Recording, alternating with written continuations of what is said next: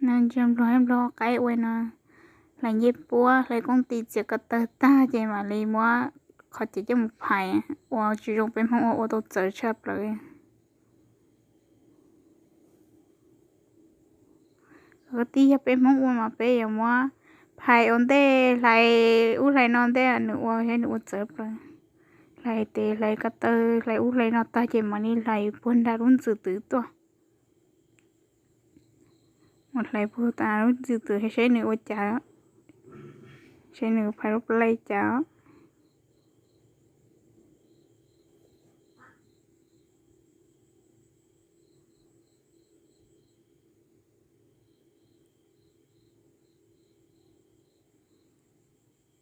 ok mua đồ ôi nó gì nữa đi mua cho nhú thâu trước thâu bao giờ là bị lo chỉ phải hết nè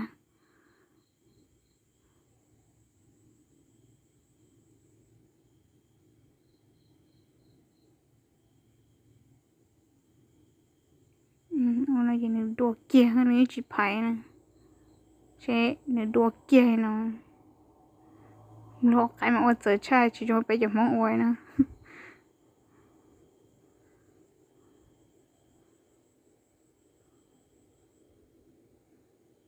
lo cái ôi nó tiền nó ta chỉ nếu mà đi mua chả nhú mua đến tới lần tuổi nếu mà tao cá nè rồi nó có bị phèn sao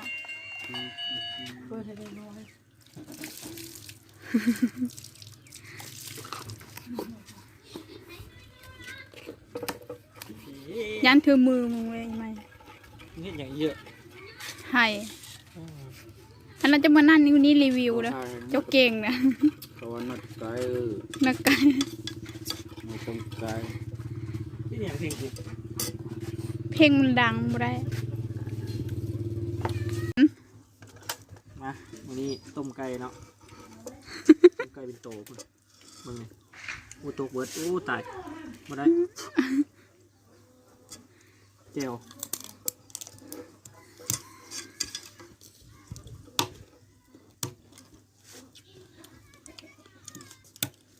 ต้อยกินจะสั้นเลยวะ กระดูกมัน ครับคนเป็นคนที่ค่อนข้างที่จะมักก้นนะก้นไก่ รถว่าเอามาหม้อเลยวะ กูเห็นน้องเหมือนกันมายองตักกูเฮ็ดยางมันตื่นเอารถเลยสิ มาตัดแนวกินทำไม แต่ว่ากูทำเอาข้าวบ่ข้าวนี่มึงบ่ อ้าวมันบอกเอาเข้ามันจะกินอีกกันอีหยัง กินลา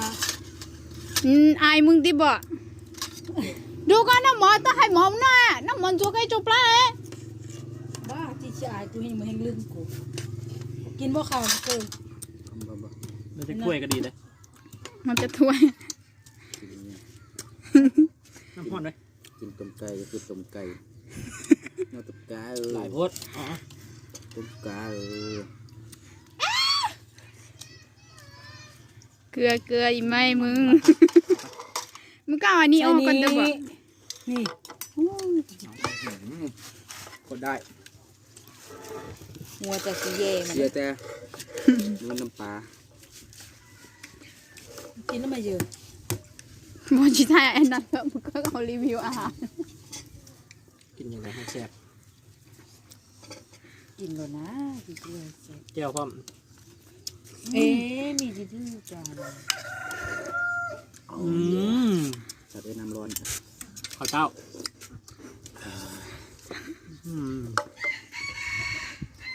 กินเด้อนี่เด้อ มานี่ ปันกัน เหือ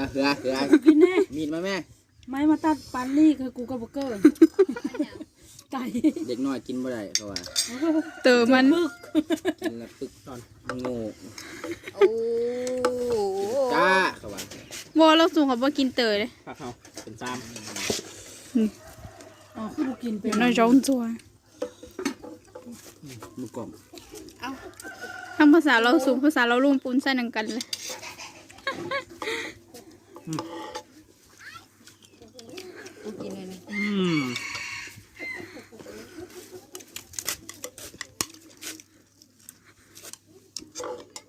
เยอะกูยืมบวง เอาเลย แพงว่ะกันเห็นกระลุย น้ำหมอน้ำหมอน้ำหมอน้ำหมอเขาก็พูดน้ำหมอละ พูดแต่ว่ากินข้าว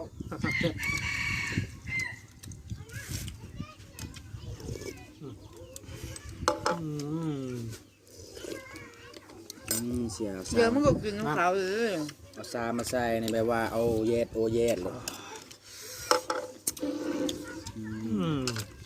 หัวไก่อยู่ไหนนี่คอไก่ก็อยู่ไหนนี่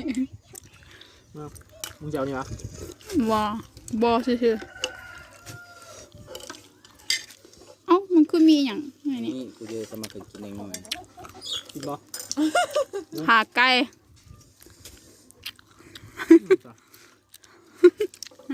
กูก็ลืมมาใช้กี่กู เว้นี่ ก็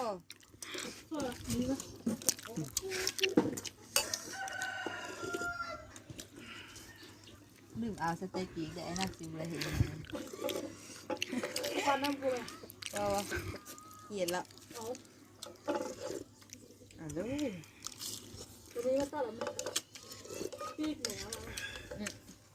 ที่ประจำมาตัด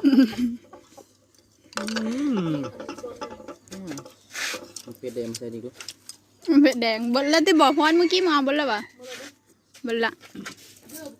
มาเพิ่นทำเบิดโจ๊ก มันเป็นนี่มีแต่มะเพ็ดดิบ นี่กินน้อยๆอยู่กินนอ จินเอากินแล้ว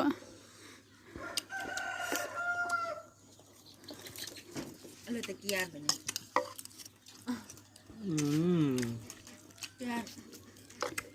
ใส่เวลาไปกินเห็นหลายๆ5ตัวเลยป่ะ พูดมาละ ตัวเองหัวกินมาเพิ่งก็หาตัว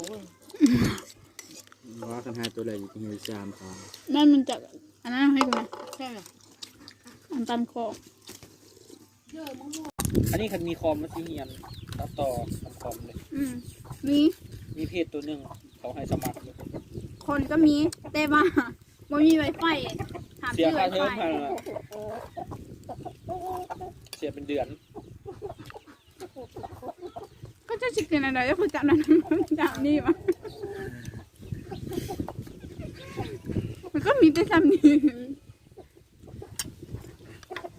เขาตัดมันมีตอน บอกว่าเบิ่งสิแหละ โช